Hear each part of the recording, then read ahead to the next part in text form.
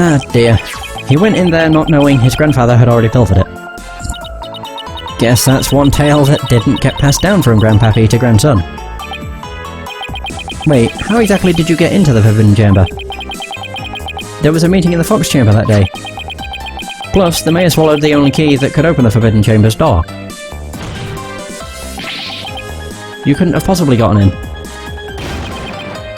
I could through the air vent in the foyer. The vent's left of Alderman's picture. I went on in nice, and made a nice little hole.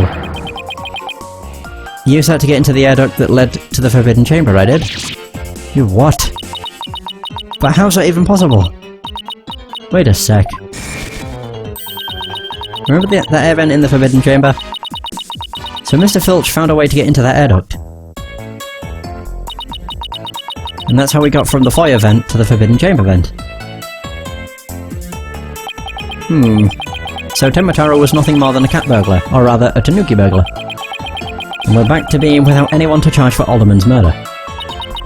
Looks like our so-called yokai is nothing more than one big troublemaker. Tell me, Mr. Filch, what did you do after fleeing the foyer? Or to the foyer? I got out of that costume right quick. Would have just caused trouble at that point. And where is that costume now? Heck if I know. And it ain't my fault. It ain't my fault if you never find it. The police searched every nook and cranny. No yokai costume was left in that manor. What if it was tossed outside the manor? Oh! Oh my god, that's what that picture was? No way. But maybe, just maybe. The defense seems to have hit upon an idea. Well, go on, Mr. Justice. Okay, here's what I think. Mr. Filch, did you get rid of the costume here? This open fucking window. Did you toss it out the window? Because that would certainly explain why it didn't turn up inside the manor. You think I tossed it out the window? That costume cost me a pretty penny. So why would I go and do something like that? I can think of a few reasons. Any bright ideas, Apollo? Well, assuming the costume really was tossed out from the window, then the next question would be, what happened to it after that? And if I'm right, I might have just the thing to prove what happened to the costume. Phineas Filch, I have just the evidence for you. You do? This evidence proves you got rid of your Tenmataro costume through the window. Special edition. Yeah, Tenmataro soaring through the air. Oh my god. Wow, so it was an empty costume. Ah, that's... Tenmataro flying through the sky.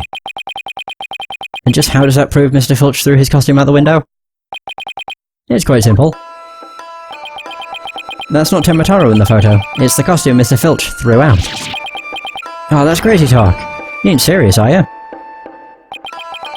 There's a steep cliff right outside the foyer window, meaning the manor is pretty high up. The costume flew through the air after it was tossed out. That's when the photo was taken. In other words, the photo of Tenmataro really was a flight of fancy. What? Yikes! Oh my god. Oh my. So there really never was a yokai. Aw, I can't keep any of them cats bagged. Can I still file a claim for the lost costume? This more than proves the defense's position. Jinxie Tenma had nothing to do with staging the yokai sighting. Care to raise any objections, Prosecutor Blackwell? None whatsoever. Oh wow. I'll deal with that tricksy Tanuki after I've dealt with this case. Whew. We did it. Good going. Now all we have to do is make Florent LaBelle take the stand. Objection. Of course. Sheathing the sword a bit early, are we not? Huh? Nothing has been proven beyond a doubt. Take this tricksy little Tanuki, for instance. How do you suppose he was able to exit the Forbidden Chamber? Probably the same way he got in, through the chamber's air vent. How would he reach it? And what of the feathers and tracks at the scene of the crime? They would suggest that the Tanuki exited the chamber door, not the air vent. but the Forbidden Chamber doesn't open from the inside. So what you're saying makes no sense. Right. Someone on the outside opened the door for you, isn't that right? Yeah, that's right, Mr. Blackjack. The door suddenly sprung right open. Sprung right open? Who was on the other side? Didn't get a good look, on account of the sudden glare. Like how the reflection from my head blinds fellow moviegoers emerging from the dark. That's when I snatched that staff and made my daring escape. And then that little maid gal spotted me as I hightailed down the hall. Hightailed it down the hall. That means the Forbidden Chamber wasn't opened until after the crime was discovered. But wait, we still don't know who opened it. Maybe there really was a third person in the Fox Chamber. Well, you little tanuki. When the Forbidden Chamber opened, did you see the accused passed out there? Nope. Only one there was the alderman. And he was dead as a doornail. If the accused wasn't there, what do you suppose he was up to? Oh, crap. Uh-oh. I don't like where this is going. Don't tell me. Plainly, the only one who could have opened the Forbidden Chamber was the accused, Damien Tenma. Ugh.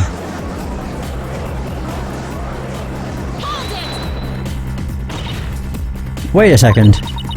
There had to be somebody else besides Mayor Tenma there. Really? And who might that be? Oh well, that would be... Objection! That would be objection. It seems our feisty little lass has forgotten the most important thing. Evidence. I didn't forget.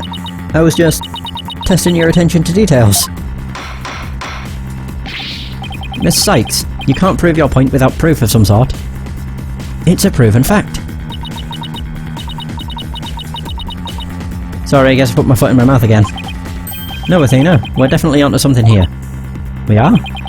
Think about it. If Filch was stuck inside the Forbidden Chamber, alibis...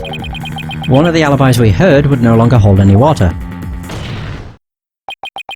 The defense would like to call a new witness to the stand.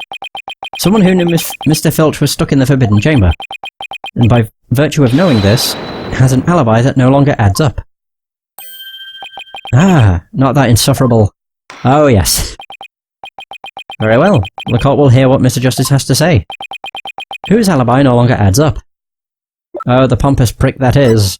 Le Bel End. There we go, he was supposedly in the foyer, with Filch at the time of the murder. Boom! Why, that's the defendant's aide, Florent Lebel. Didn't he claim to be in the foyer at the time of the crime? True, but in his alibi he also claimed Mr. Filch was in the foyer too. However, as we all know now, Mr. Filch was not there with Mr. Lebel at that time. In short, Mr. Lebel's alibi has disappeared. Oh! Florent Lebel's alibi was one big lie. Isn't that right, Mr. Filch? I reckon there ain't no keeping that cat in the bag here, neither.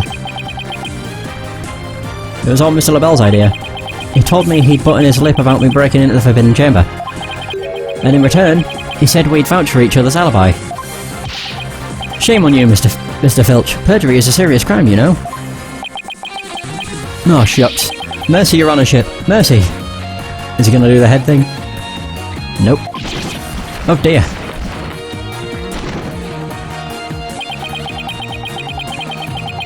I also assert that the person who opened the Forbidden Chamber for Mr. Filch was none other than Florent Lebel. After all, his alibi has just been proven to be a complete fabrication. I see. We will take a 20-minute recess. After which time we will see what Mr. Lebel has to say for himself. Yes! We're finally going to drag that slippery snake onto the stand. In the meantime, the prosecution will question Mr. Lebel about these new allegations. Ooh, right.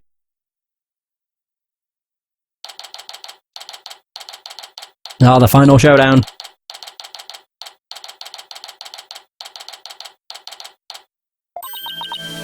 We did it, Apollo!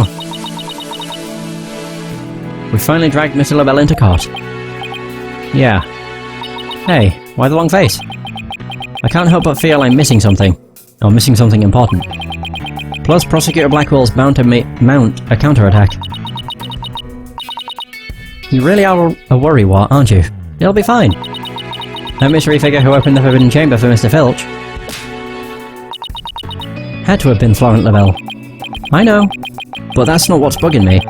I wish I could put my finger on it. Oh, finger on it though. At any rate, the big showdown with Mr. LaBelle is up next, so chin up, Apollo. Oh yeah!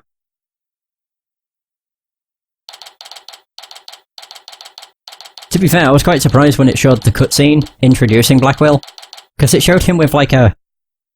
I'm pretty sure it was a katana, and then there was just blood everywhere. It didn't show you killing him it didn't show you him killing anybody, but it was just a lot of blood. Then again, this is a game all about murders, so, I mean, what do you expect? It's not quite as child-friendly as it, I don't think it was ever child-friendly, to be honest. He looks like the Joker, from behind. Court is back in session. Our next witness is... this insufferable douchebag. Yes, I'm acting on behalf of the mayor in this very important matter. It seems the witness is predisposed at the moment. Surely you jest. I will hold you to your promise, remember that. Oh, my deepest apologies. This is Florent LaBelle, personal aide to Mayor Tenma, or should I say, the accused. Ouch, like the poor mayor hasn't suffered enough. Well, what business do you have with me? I'm a very busy man, so let's make this as brief as possible. Your baldness? Oh, right. Mr. Filcher's testimony has revealed a hole in your alibi. And for this reason, you are suspected of having some sort of connection with the case at hand. Pfft. To think I'd be associated with this entirely lurid affair. Oh god. Well, I'm not, so may I go now? I have very important matters to attend to. I don't think so, Mr. LaBelle. Do you realise what serious crime you've committed? Witness, you are being accused of perjury. This is your chance to clear the air. Fine, the truth is I faked my alibi for a very good reason. The mayor was obviously the killer, so I created a fake alibi to confuse the matter. You see, as his personal aide, I felt I had to protect him. Sorry. Oh, I hate this guy so much. You think this is funny? Without your alibi, you're a suspect too. What were you really doing at the time of the crime? Pfft, peasant. How dare you accuse me, one of the beautiful people, of being... Ooh. Stop stalling and tell the court what you were really doing at the time of the crime. Silence! Ooh, okay. Oh, please, Blackwell, just tell him to fucking... get a move on. God, the entire court's silent now. Enough jabbering. Swords have been drawn, the time for talk is past. Swords? What swords? This is a duel to the death. The fate of the accused rests in our hands. Begone, ye of cowardly heart. Oh god, he broke the fucking shackles again. The battlefield hath no place for ye. Again? Oh my. Spare me, please. Ah, shite. They really need to, you know, give him shackles that are made of stronger metal. Them ones seem very flimsy. Oh, they're... so much for sturdier shackles. Oh dear. Woo! Those chains hindered my vow that heads would roll this day. This gives me keeping your head on in court a whole new meaning. Will the witness please deliver the accused's death knell? You know of what I speak. Most certainly. His goose is already cooked. Time to stick a fork in him. Whatever he has to say can't be good. As I told Prosecutor Blackwell during the recess, I rushed right over to the Fox Chamber when I heard little Jinxie scream. What? Then, drumroll please. I saw Mayor Tenma opening the Forbidden Chamber doors. But there you have it. The mystery man who opened the chamber door, as witnessed by one Phineas Filch. It was the accused. There was never any third party. Oh, and that's not all. I heard something quite startling there at the scene of the crime. Startling sounds bad. The mayor, who was barely conscious, muttered this. Oh fuck, this is actually true. Forgive me, Jinxie, I killed the alderman. That's right, the mayor actually confessed to the murder right there and then and there. Crap, we know that's actually true though. He confessed?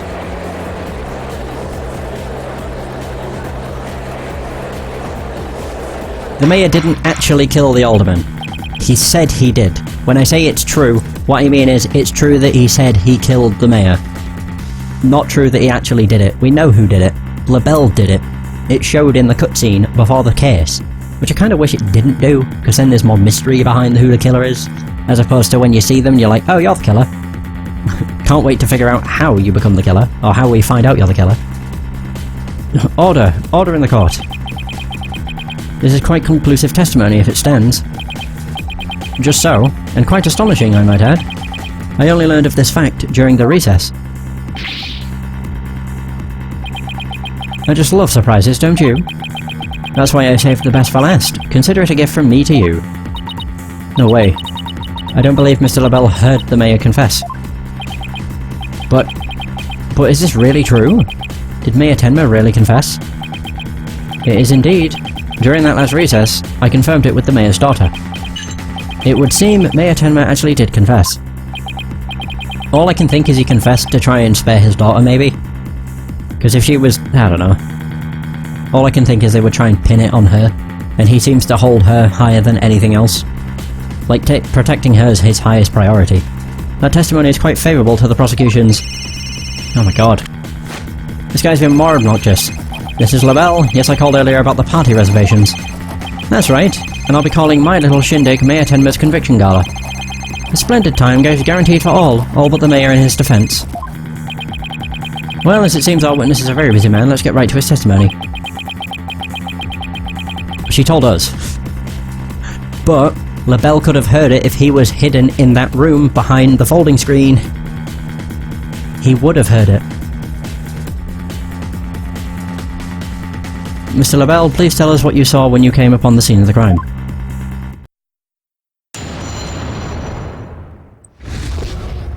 What LaBelle saw.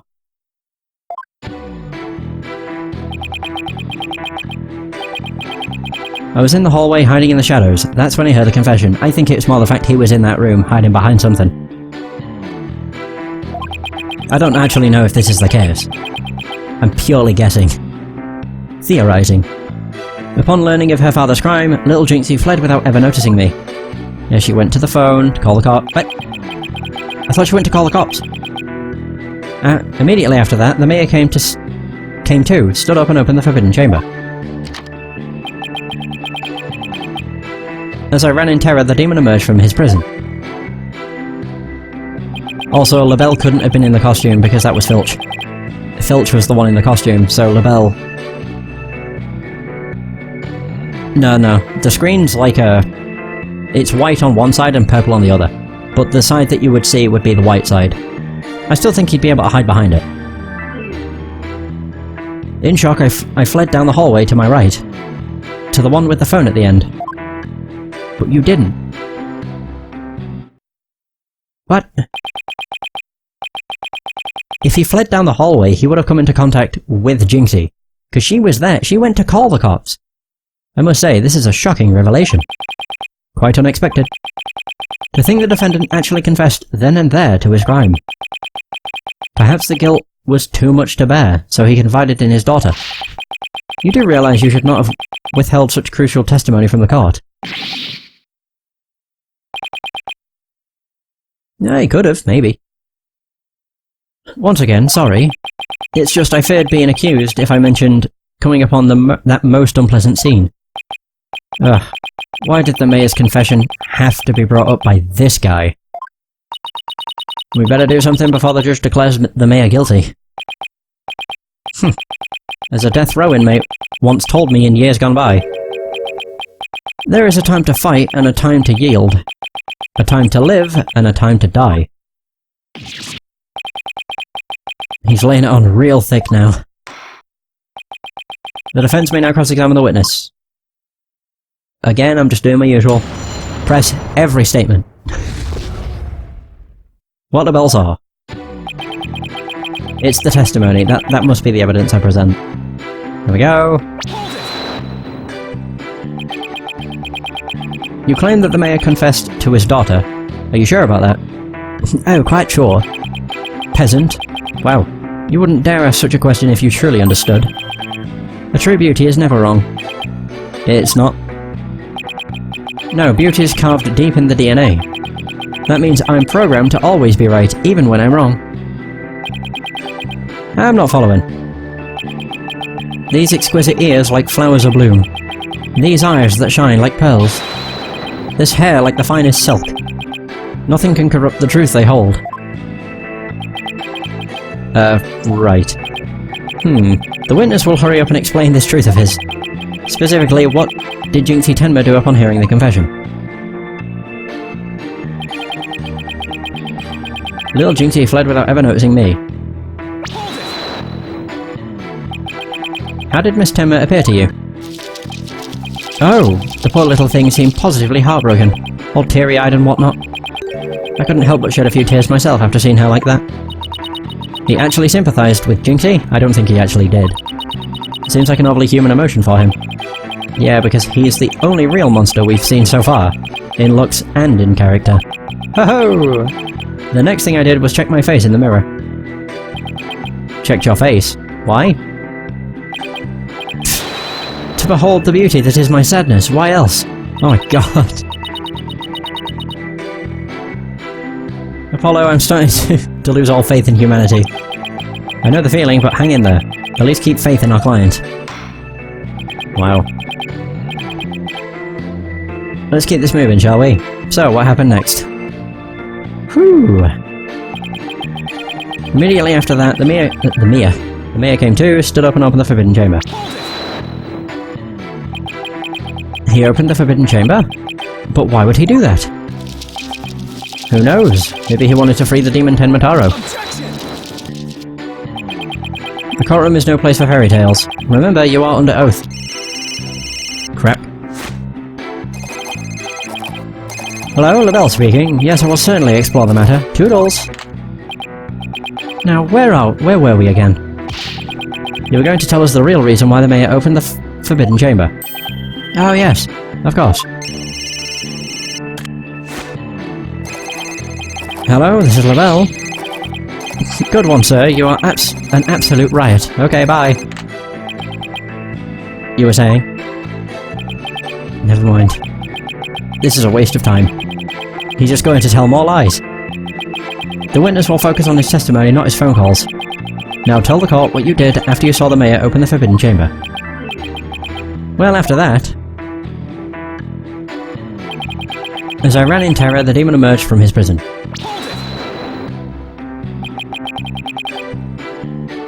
So, what was Mr. Filch like at the time?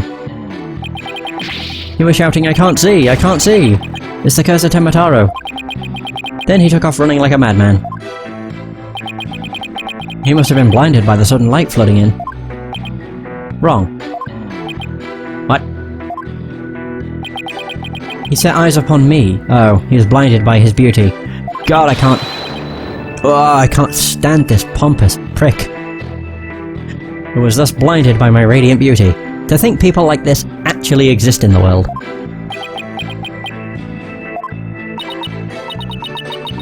So it was the curse of Florent LaBelle rather than Tenmataro.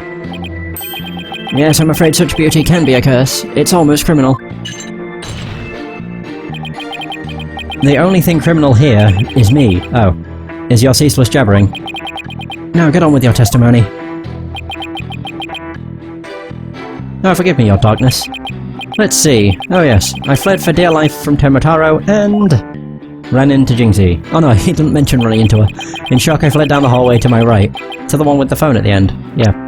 He didn't run into Jinxie at all. Otherwise I won't be able to present this.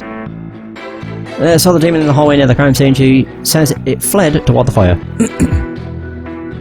Yeah, please. Objection! God, I have never had a witness I have hated so much.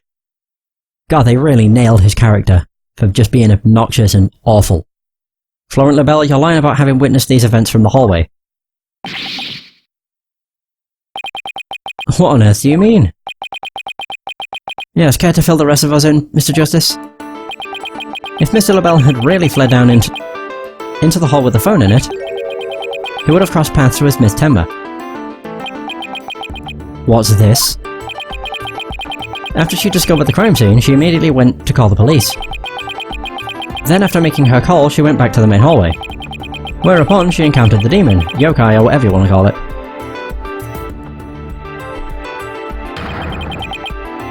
As for me, I call it Phineas Filch in a Tenmataro costume. The encounter happened right here, where the hallways meet. As for Mr. Labelle, if he had fled there, not fled here, feigning escape from the yokai imposter, why yes, the two would have crossed paths. Right, except Miss Temba told us that there was no one else in the hall. In short, Miss Temba did not see you in the hall because you were never really there. Yes! Yes! Oh my god, that's great! Oh, I can't wait to see his, I can't wait to see his breakdown. Not such a fabulous scent now, is it? But Mr. Justice, the witness also stated that he heard the mayor confess. If he was lying about hearing the confession from the hall, then where was he when he heard it? Folding screen. Inside the Fox Chamber. Where else? But isn't that within the very crime scene? Indeed. It is, Your Honour.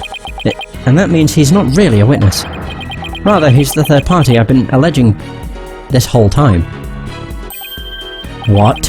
You think I'm the killer? How dare you? Silence!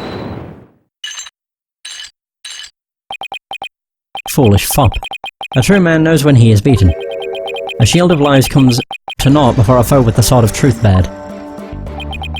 Prosecutor Blackwell, what are you? I thought we were on the same side. You are mistaken. There are no sides here, save for my cold, steely edge of judgment. You are alone upon this battlefield. With naught but your lies and sickly sweet perfume. Oh, I just want to watch this to savour it. Ah, brilliant. Whoa, what just happened? Blackwell's really tearing into him. Maybe Blackwell also can't fucking stand him. That's what I hope. You heard the mayor's confession from the inside, did you not, you deviant dandy?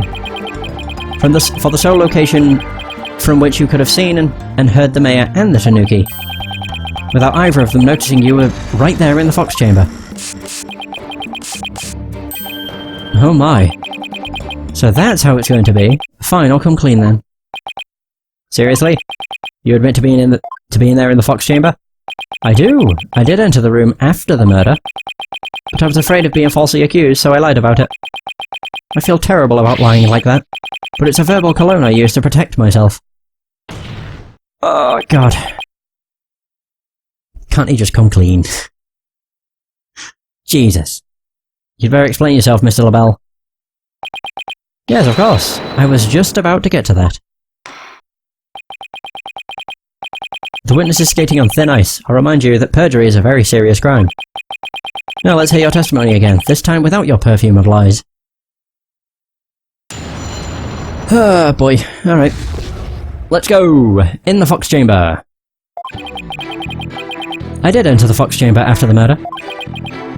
But I didn't enter until after Jinxie had heard the confession and left.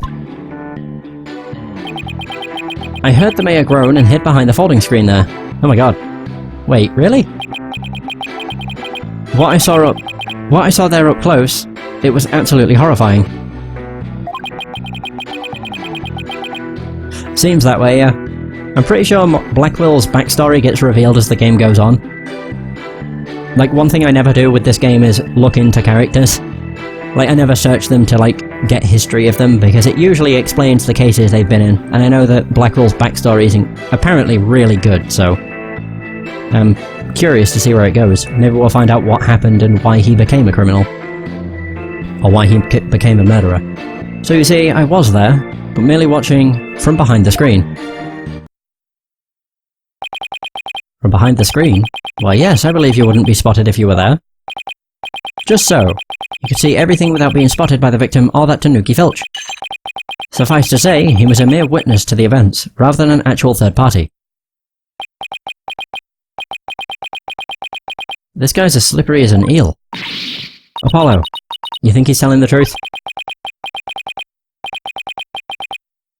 Well, he was in the Fox Chamber, so at least that much must be true. My favourite character so far has been Gordo, probably. The defence may cross-examine our slightly voyeuristic witness.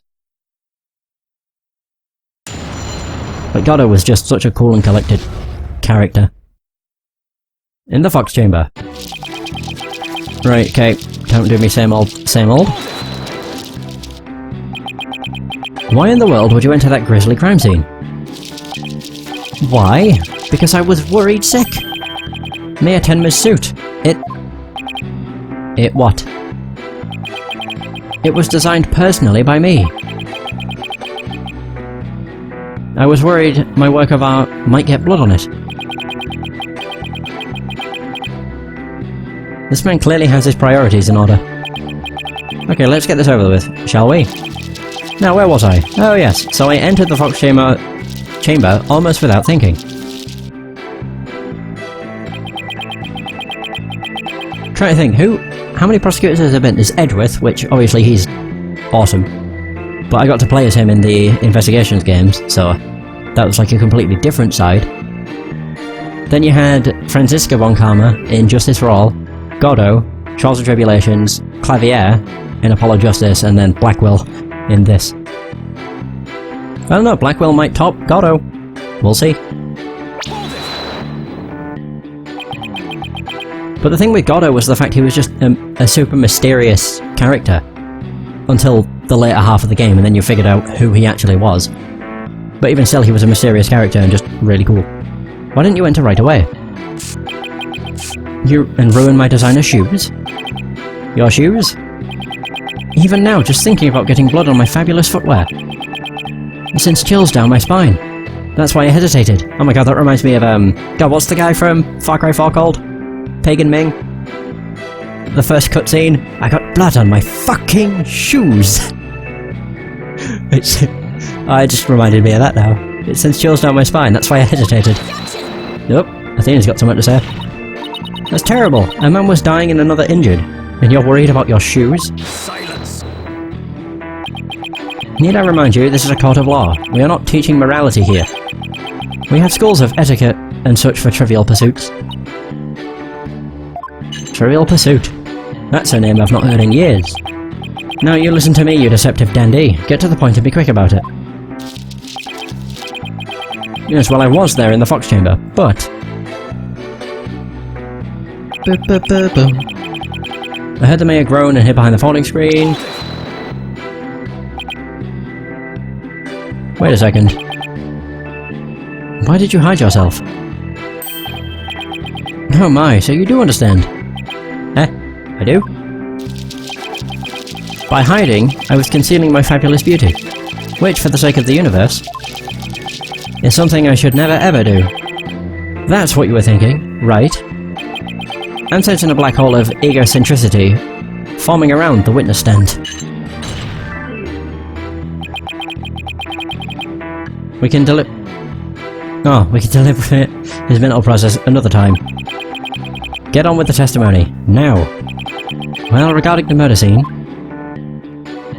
Whew! Horrifying. Right, yes. Could you describe the crime scene a bit more